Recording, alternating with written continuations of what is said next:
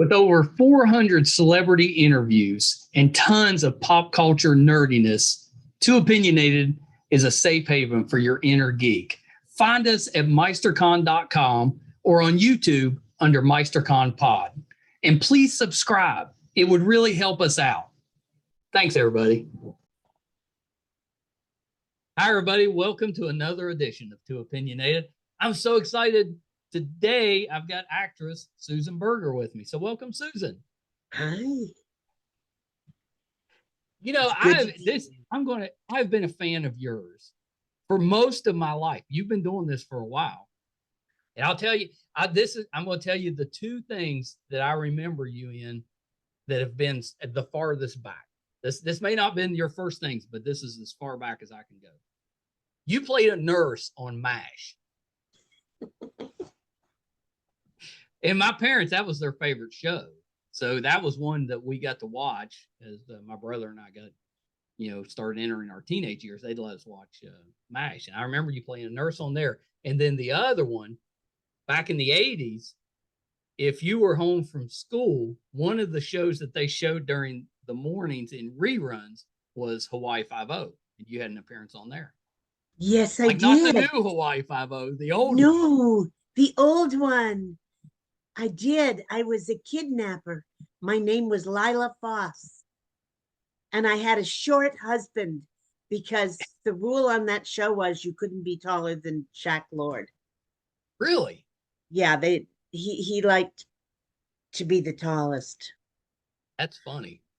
It was. I can tell you, if we were home from school, they showed Hawaii Five-0, Love Boat, Fantasy Island, and then the Don Ho show. Oh, wow. That was the morning during the week. Oh, my gosh. I did another show while I was out there. I went out, Barry, my husband and I had done a off-Broadway show, and it was so terrible that nobody worked for a year. And my mother sent me tickets to come home to Hawaii, and we auditioned for Brian Keith's The Little People and for Hawaii Five-0.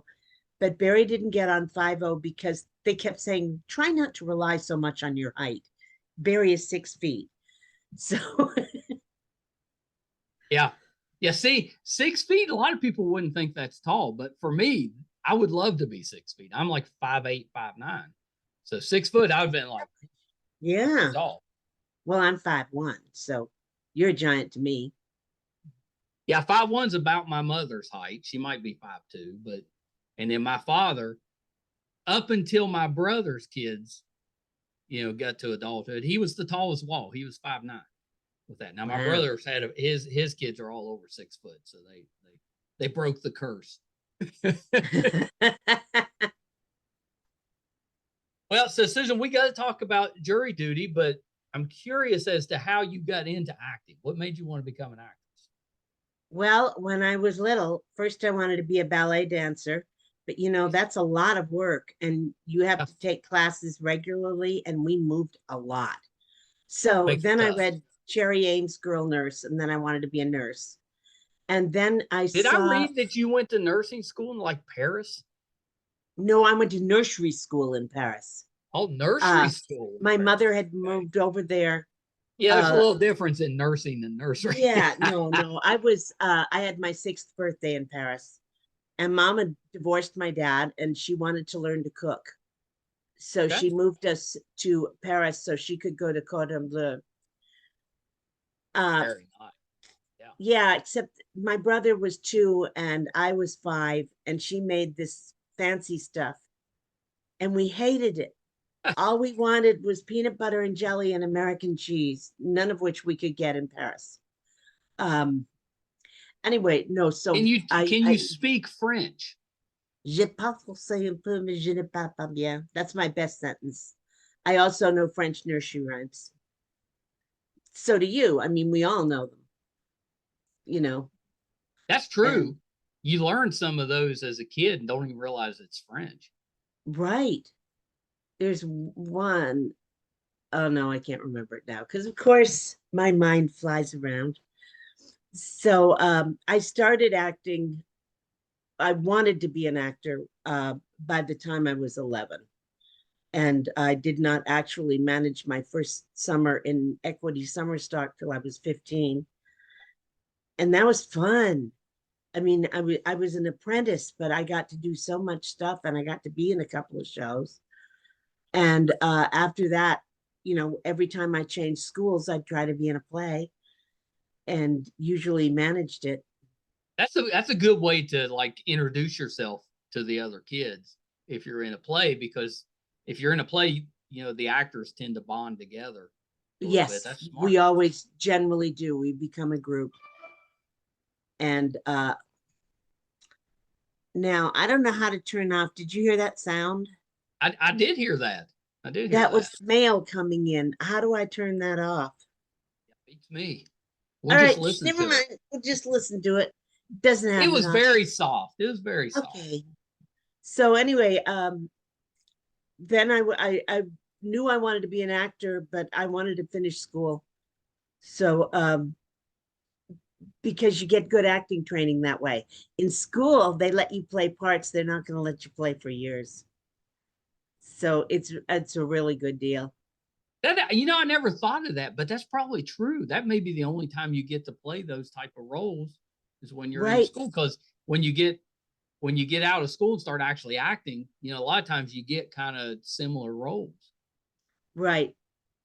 I mean, I pretty much always had character roles, but in school, you just get to play a whole bunch of stuff. And when you start out as an actor, you're going to be lucky if you get one line and walk across the stage. So I'm glad I did it because I got to play a lot of fun roles. Yeah, yeah, no, that's awesome. That's a good way to do it. So let's talk a little bit about Jury Duty. What a show! So strange. If you had to describe it, how would you describe that show? I had the worst time describing it to people because we did this started it in February of 2022, but I knew in December of 21 that I had it, and I would try to I didn't know what it was till we got there. I was terrified. Yeah, Because our audition process, it can't, these days we audition at home that's right. and you film it. Fortunately, my son is also an actor and really good at this. So he films me, I film him. It came in untitled legal drama. That was the name of the project. And they said, please do two monologues, one about why you want to be on jury duty and one about why you don't want to be on jury duty. So, oh, it was. So I had an idea and my son said, no, no. And he threw a leather jacket vest on me and he said, you came to Los Angeles in the 80s with your girl band, but it broke up over drugs. And now you work in a motorcycle bar, tending bar. And then my other one was I was a manager of a restaurant in a strip mall in Chatsworth, which is just, tiny. And and if you're there, if you're not there, the whole thing will fall apart. And then the next part of it is they made us go into a focus group. And they told us in your focus group are going to be 5 actors and 5 real people. And nobody's to find out you're an actor. You have to stay in character. So What a fun that's what role. we had. Yeah. So I pretty much knew who I was going to be from those things. And then I get in there and they say, well, we're going to, do a hero's journey and we're going to make, he's going to think we're making a documentary about jury duty, but really they're going to be hidden cameras and other things are happening. And we're all going, whoa.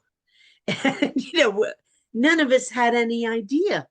And we weren't sure it would work. And then the thing that worried us is none of us wanted to prank.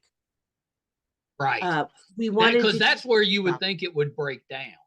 Yes, if and so none of us wanted to do anything that would offend or hurt another person. Which was a problem because in doing a show, sometimes people have to get hurt feelings. Sure. And yeah, but doing it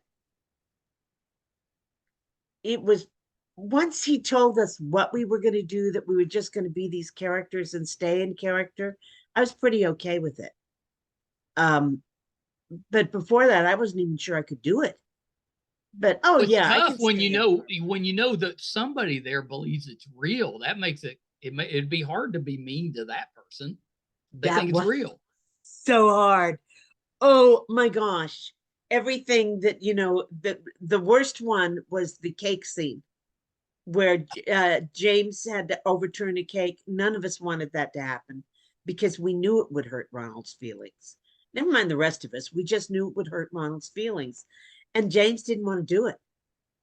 We were all so worried about hurting Ronald's feelings and He did a really good job being an playing asshole. like a jerk version of himself. Yeah, and that's not who he is at all. So, I've heard the that. minute he walked off, he called the director and said, I can't, this is terrible. What am I going to do?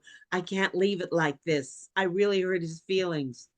And there was another thing, I think they showed it in the last episode where he came back with a different cake.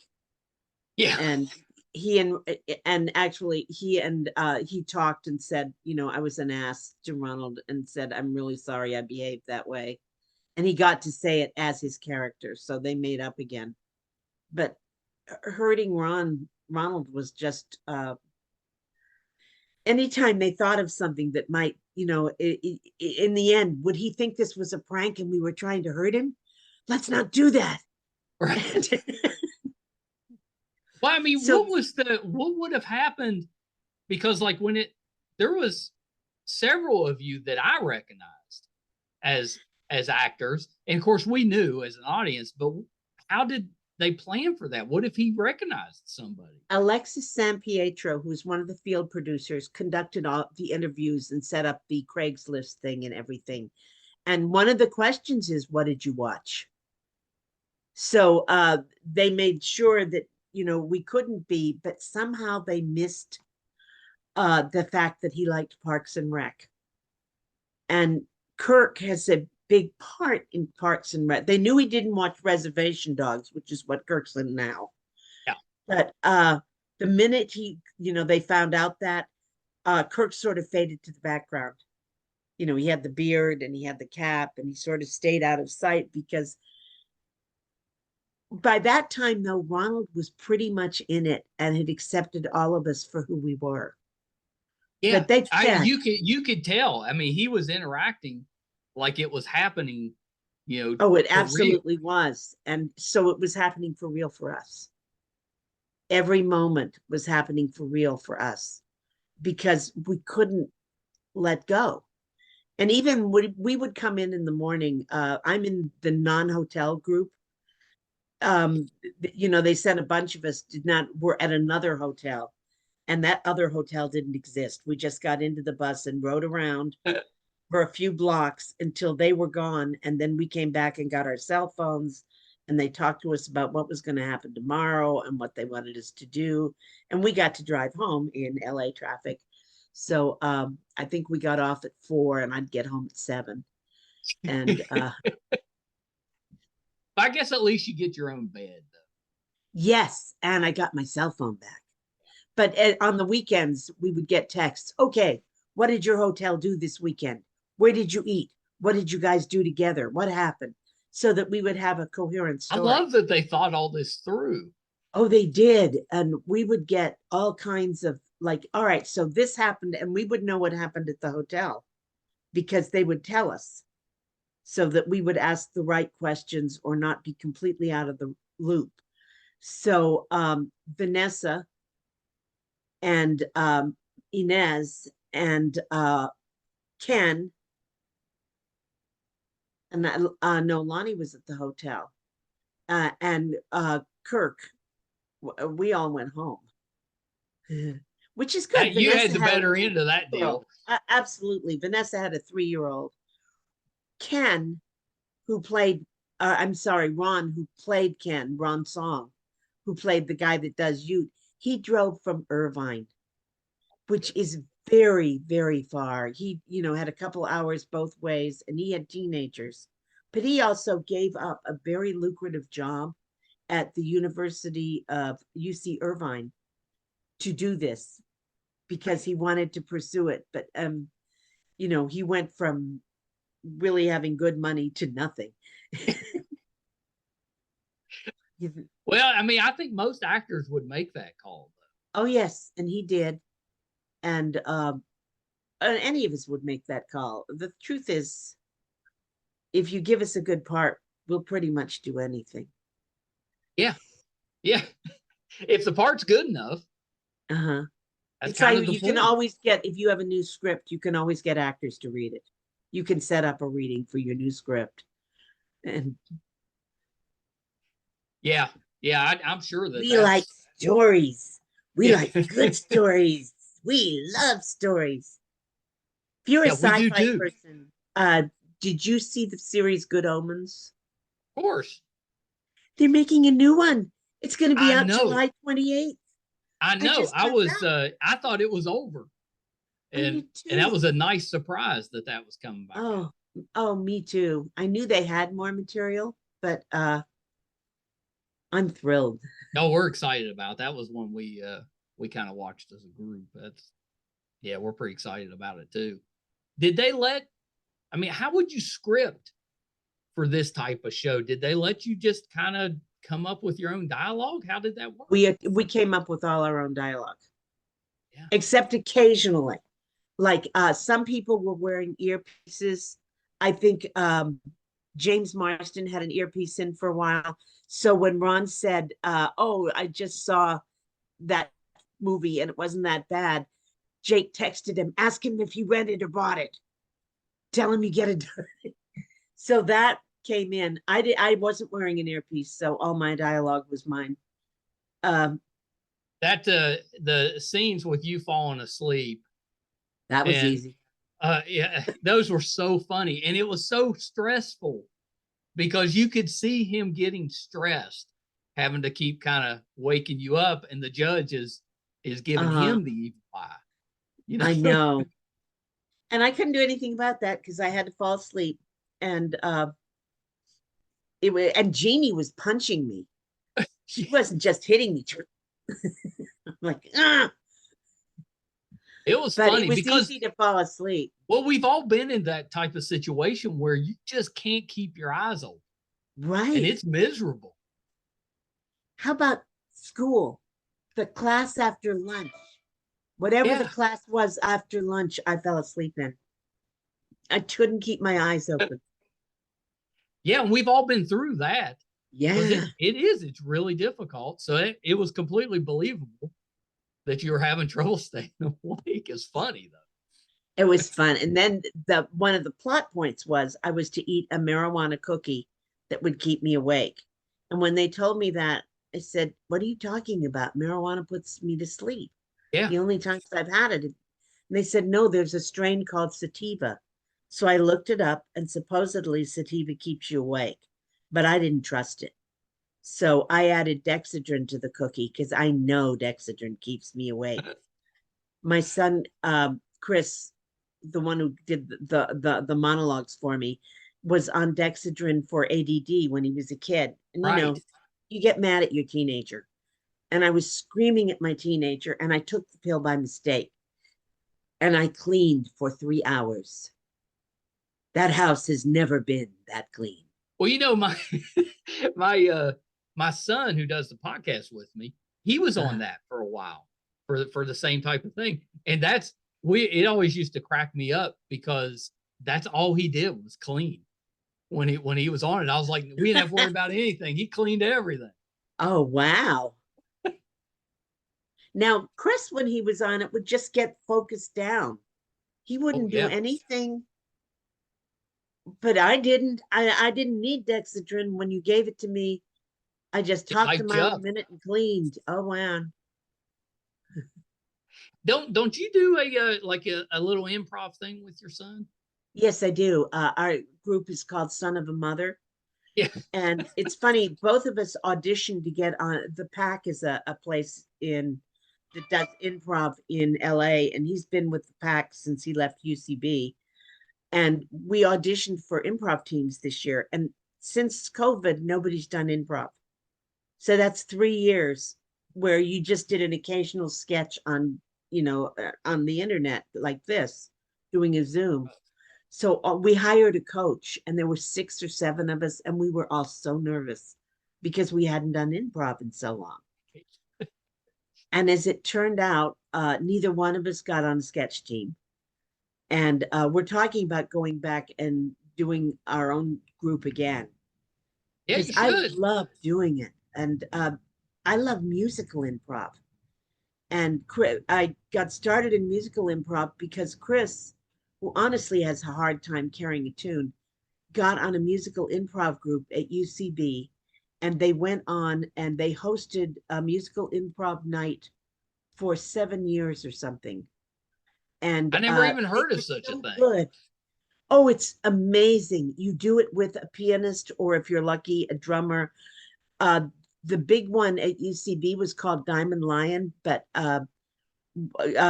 Silicon went to Silicon Valley, and Eugene Levy went to another show. And I mean, everybody, it was an amazing thing to watch. And Rachel Bloom went off and did Crazy Ex-Girlfriend. But all of That these would be people did a great. musical improv show. Yeah. And Jeff Miller went on to something. I forget what show he's on, but to watch these people work and make up songs. And I thought, I have to do this because I love to rhyme and I love to make up songs. So I took the course, I love and that. they would do at the end of the Wednesday night improv thing, they do a thing where you could come up and just be part of an improv. And we do a musical improv with people you never met before. And it was fun. Are you actually singing? Yes, we're singing. You have the thing starts with, you get your normal suggestion from the audience, and then you have to have your opening number. And so somebody has to start a chorus, and it has to be a simple chorus because everybody has to remember it. We're going to sing 3 verses and a chorus, and from that, we're going to make up the whole show. Love that. So it is crazy fun, but you definitely want an easy chorus because everybody's got to know it.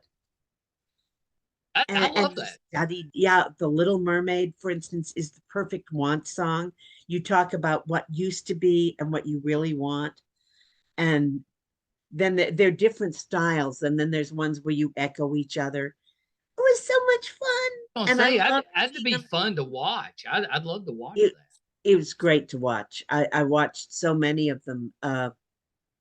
And they're wonderful people that can do this. And when I got to do it, I love to do it. The problem is, I'm a little more chronologically gifted than most of the people in improv, and I was attracting too much attention. You know, oh, look at her. She's old and she can still talk. Oh my God, that is so cute. She sang. Look at, so nobody really wanted to perform with me because it was like performing with a small dog. Oh, I love that. That's hilarious. Wait a minute. My battery. Do you have a role that you're most recognized for? Well, nobody recognizes me on American Horror Story. Nobody comes up to me and says, "Oh my God, I saw you in that." Although when they hear I was in it, they get very excited. Uh, Yeah, because you had a pretty good stint on there, like several episodes. yeah, but I'm not really recognizable. Right. I mean, 2.5 hour makeup. No, I don't know that I do. Um, Because you've been Phil, on like all the shows. oh yeah, and it's fun. I mean, occasionally somebody would come up to me and say, "Oh, I just saw you on Veep," or "I just saw you on Two Broke Girls," or "Oh, I know which one, Bob Hart's Abishola." Yeah. Yeah. That I was the got, one that probably the most recent one I've seen. yeah, and that got recognized a lot. Um, it's funny. This year I did something before the strike for Disney's Villains at Valley View, and I had a couple of lines, and I was in there doing it, and they said, "You know what would be funny? Fall asleep." Now, this wasn't out yet. Nobody knew about jury duty yet. I said, "Well, sure." You're going to be typecast as the sleeping lady. That's not a bad sleep. No, no, that'd be a good role. Yeah. No, I can't think. I mean, some people say they saw me in Macbeth, but again, I was wearing a blondish wig. Was that And did one of the Coen brothers do that? yes, Joel did it, and he and Francis had thought about it for a long. That was the most exciting thing ever. That's amazing. Because the first 2 weeks, the role I played, Joel actually took several small parts and combined them to do that role. He didn't change any lines or do anything like that, but we rehearsed it as a play. So the first day I went in, the lady that was playing the three witches wasn't there, and they asked me to read all three witches. And I thought, oh my God, you know, this is Did the you most change? exciting. Did you like give each one a distinct personality? Oh yes, of course you have to. Um, but I just to get to do that, and we'd come in and we'd read it twice every day, and that happened. And you know, there were incredible actors in that, obviously. But Corey Fisher just got nominated for a Tony, and he played Macduff. Moses Ingram played the villain in Obi-Wan Kenobi, and It is also amazing cast. oh, just and it was, you know, it was funny. You will appreciate this. It was Moses' 26th birthday, and she'd gone to Juilliard, and Denzel was talking to her about, you know, this and that at Juilliard, and he said, you know, but if you're going to do film acting, the person you got to watch is Spencer Tracy. And then he looked at her and said, you don't know who Spencer Tracy is, do you? She shook her head, and he looked at me tragically and said, she doesn't know who Spencer Tracy is. And I felt just as tragic because I had used Spencer Tracy in a romance novel I wrote, Irish Magic. And, you know, also the same thing. Nobody knows who John Wayne is. People How do that, you not know John Wayne and Spencer Tracy? and Catherine Hepburn, and the kids don't know them. And I never expected those people to disappear from our history. I assumed they were iconic forever. Yeah, as they should be. You know, when agree. in the early 2000s, I was running a call center for Ticketmaster, and Oh. and I had we had a lot of back then. It was before the internet really hit, so back then you had to call in to buy your tickets or buy them in person. You know, so we had like 700 people working that call center to take phone calls, and a lot of them were pretty young kids. You know, high school, early college, and I had this young woman came up to me and she said, the guy's calling for something called Led Zeppelin. Said, have you ever heard of Led Zeppelin?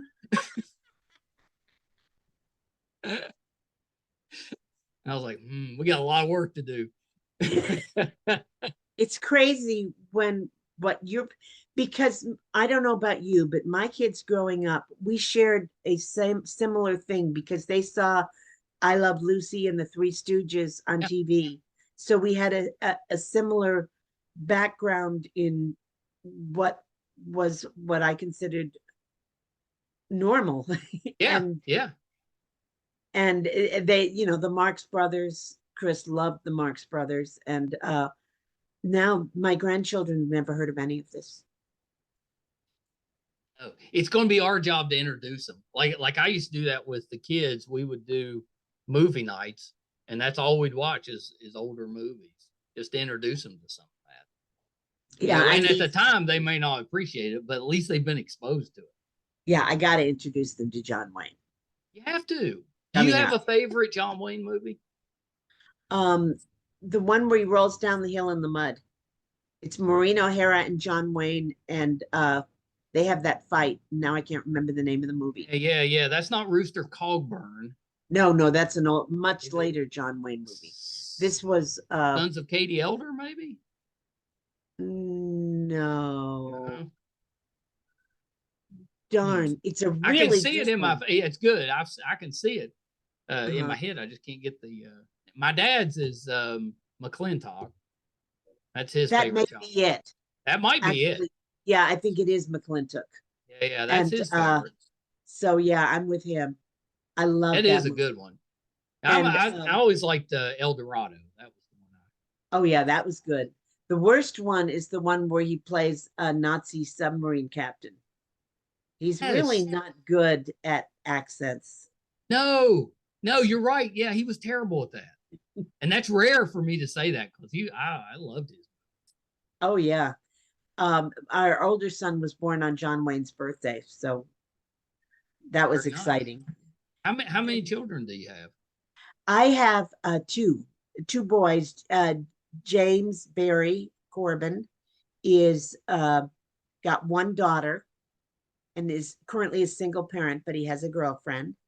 And then Christopher Clayton Corbin, Clayton after the outlaw branch of the Corbins, is got two sons, 7 years old and 3 years old, Walter and Eugene. Nice. And so we used to go on location a lot because I pretty much did not try to act. I got to do MASH when James was 1. I found a babysitter, and then I gave them my script, my MASH script, as a thank you. Something I was always Nice. sorry about that. I Wonder didn't if they keep still have it. I don't know. Yeah. And then Barry and I did a movie with uh, Hal Holbrook and Dixie Carter. It's the movie they met on, and the kid in it. Boy, I hate it when my names disappear. It was one of his first movies, and now he's out there Now saving he's people. something. Yeah, no, I think it's Sean something, but Look that no, up. I don't remember. It's no use. I gotta look that up because The movie yeah, was Hal Holbrook called, I was think, terrific actor. Killing of Randy Webster. Oh, okay. And I just got to do a bit part in it, but it was fun. And Barry and I both did The Duck Factory with Jim Carrey. And I think Yeah. that's about all I did when the kids were little. Yeah, it's tough. It'd have to be tough if you're raising kids Yeah, to and be I away. decided it was not so important that the world knew how famous and wonderful I was, that it was more important to raise the kids. Good for you. And then I took it up again when the kids were teenagers. It was after we got divorced, and the thing is that because I hadn't done it a while, people assumed I couldn't. I went out for evening shade and everything, and they loved me, but they said, "But you haven't done it in a while." So I did 7 years of improv. Yeah, that's 7 amazing. years, one show every Saturday night. 7 years. Yeah, that's amazing that you lasted that long with that because that's a lot. Yeah. And But then yeah, I good did, for you because it probably kept you active until the yes. roles started coming in. Uh-huh. And my son Christopher was also, as a kid, doing improv. And I would so recommend this for any kids because there's that age between 12 and driver's license where there's nothing for you to do. And if you do improv, you get in with a group of kids and you're making other people laugh Yeah. and you're doing it together. It's like being on a football team or something. You're a team and you're together, and it Right. gives you such confidence. Yeah, my son took an improv class and he had no desire to be an actor. He used it more as a way to kind of get out of his shell a little bit, not be so shy in Yes, front of people. absolutely. Yeah, it worked I great for remember. that. Yes, that's what it works for. You can get out. I taught improv in Hawaii for my scholarship, and I had this one girl who never said a word, and she was so quiet, and she would never get into anything. And all of a sudden, we were doing a man on the street improv, where you station a man on the street, Yeah. and people come up and he asks some questions. She ran up there and stationed herself as another man on the street. And from then on, the group thought she was amazing, and she came out of her shell. And Love that it. was great to watch. Yeah, yeah, because most of us, I think, have that kind of fear of speaking in front of Oh, people. yeah. So you have to find some way to get out of that, just to get through life. And if you're pretending to be somebody else, it's easy. It's when you're being yourself that's hard. You know, I didn't realize until we started doing this podcast, a lot of actors are actually introverts, and Yes, they very use much. acting and kind of escaping into the role as a way to get out of Absolutely. That's true. There's that. nothing more fun than pulling the skin of a character over you because then you feel you can do anything. Barb was an easy skin. Well, yeah, and you played her so well. You were immediately our favorite person on the show. And I told my wife, I was like, I know who that is. I've seen her in a ton of stuff. You're kidding. Nobody knew who I was, really. You're No, because different. I'd seen you on AP Bio, on Hunters. Oh, You wow. know, a lot of the comedy shows. Bob Hart's Abishola, I saw that, and of course, I knew you Hunters from is years ago. not comedy. We did that, and Chris did it, and I did it, and we did it in 2021, and it came out this March. And I'm on episode 1, so I started watching it. And when they did that beginning, I just, what? So when it came to his episode, because he was playing a Nazi, I said, you cue it up. I am not watching this whole thing. And It's a tough show to watch. oh, yeah. And he was a very good Nazi. But Well, it's really well done show, and talk about an amazing cast. But yeah, it's a tough one to watch. right. Yeah, tough material. Yeah, there's nothing funny about that one. Oh, No. Mythic Quest. That was the other one I've seen you on. Oh, I love that. That was our COVID one. And we were filming during 2020, and we started in November, and I'd had my costume and everything like that. And I was excited. I mean, Isaac Asimov was supposed to be in the office, and Ursula. I brought my own Robert Heinlein to read as the character because I have everything Heinlein ever wrote. And but they called us and said there's been COVID. So for 2 weeks we tested every day. They finally let us on the set. We filmed, finished. They did not finish that episode till January 16th because more COVID broke out. Yeah. Couldn't tell it watching the episode though. No, and it was such fun. Just being all those posters from amazing stories, because I'm a sci-fi geek, and yeah, I love it. And of course, I'm a Marvel geek and a DC geek. Yeah, we need When to we, get you on a Marvel show or DC. oh, I would love that. Chris got on Hawkeye, my son, and Oh, his part really? got cut. But he still got to do it, and he was I so know it'd excited. still be amazing to be on set and Oh everything. yeah, But yeah, I that would sucks. love to do a Marvel show.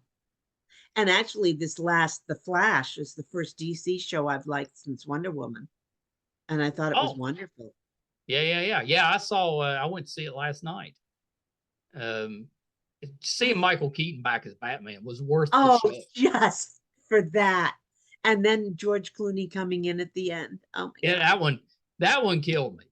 That and the little Nicolas Cage Oh, as yes. Superman. You know, that was Oh my amazing. gosh. Just And right at the beginning, they had Henry Cavill as Superman.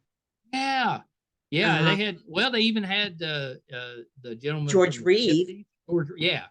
They had George Reeve. And when they had Christopher Reeve, it just, my heart, Oh, me because I too. love him And to I death. knew it was coming. I knew they were probably going to do that. And then it had Helen Slater standing with him, you know, as Oh, Supergirl. yeah. That was great. That was just, I thought it was really, you know, because DC's been kind of hit and miss, but I thought they hit with that one. Really. I had an author friend. I write books too, and Yeah. so I was on her um thing, and she was talking about why it is like she loves the characters, but she can watch Marvel over and over again, but generally a DC only once.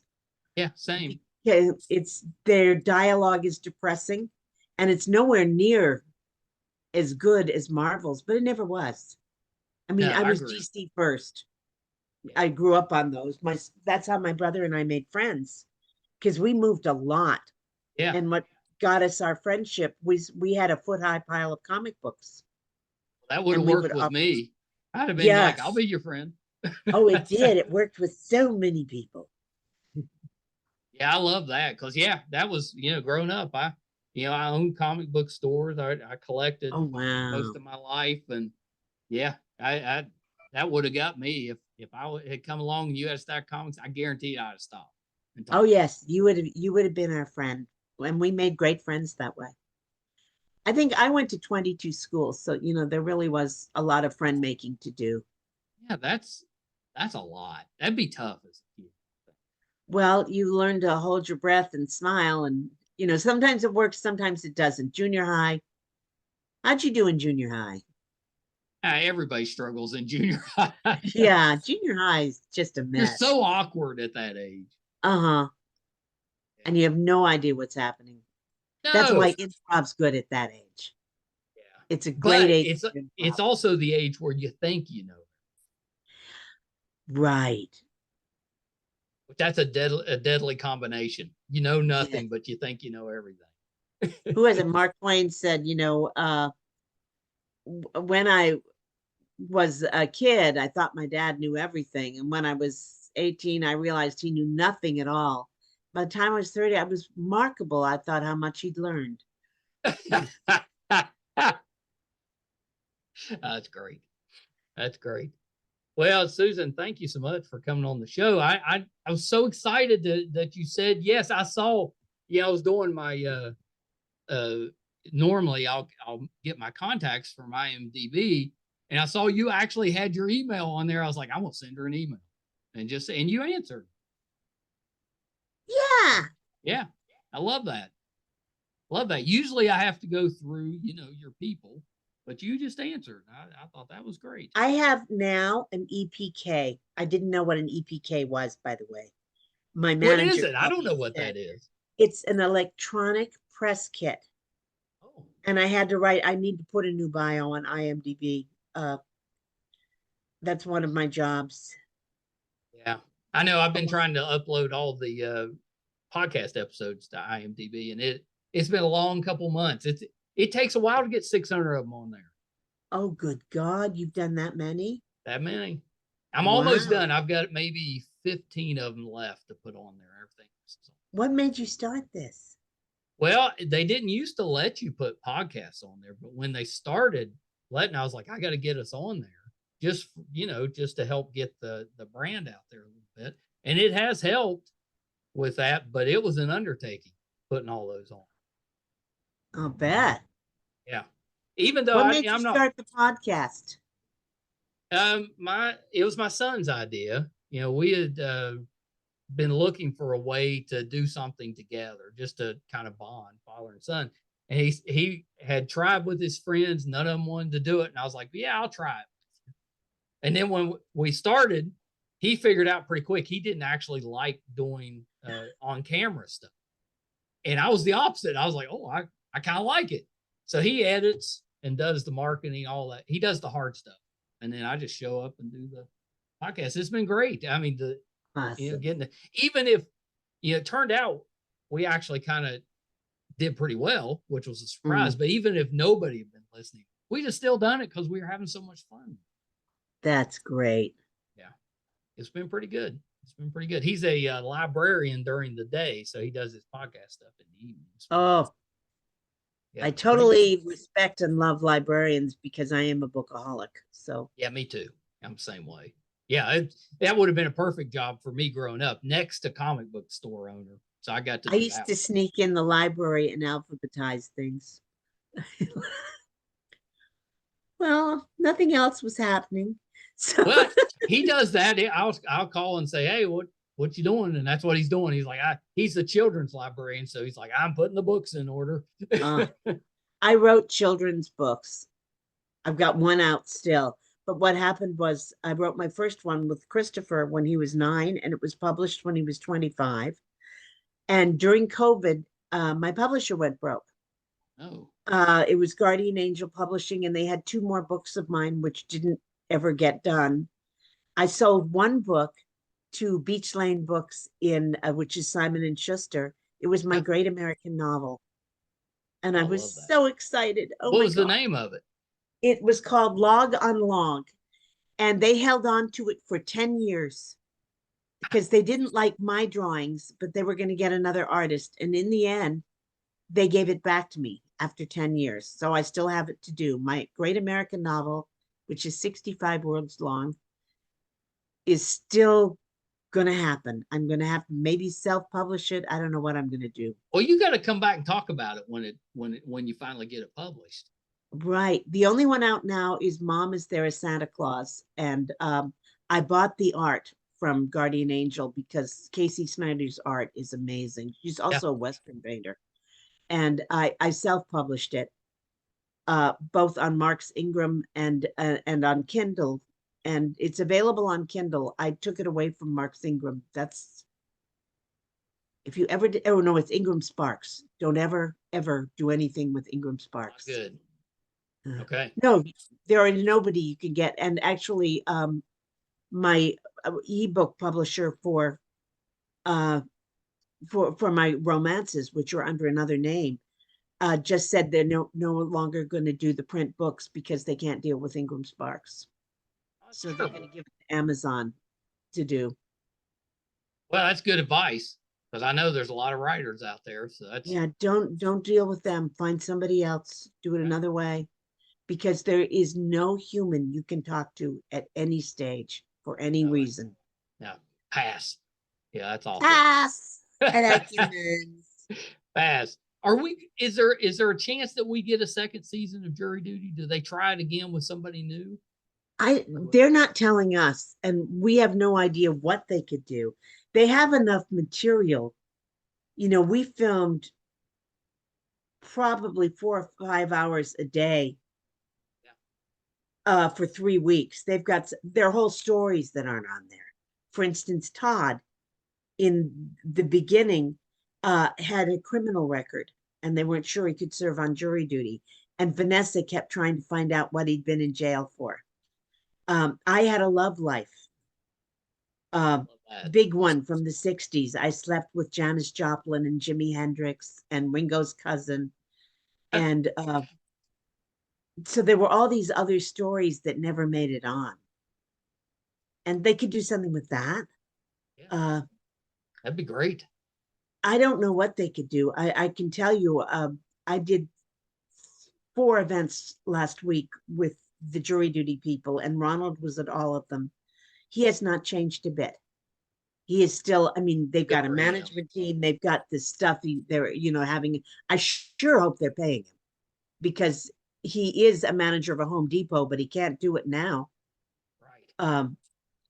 And because he's still the nicest guy, and I love his girlfriend, and she is also so nice, but he hasn't changed. And that's hard when you get this kind of scrutiny. Yeah, of course it is. Just the nicest guy.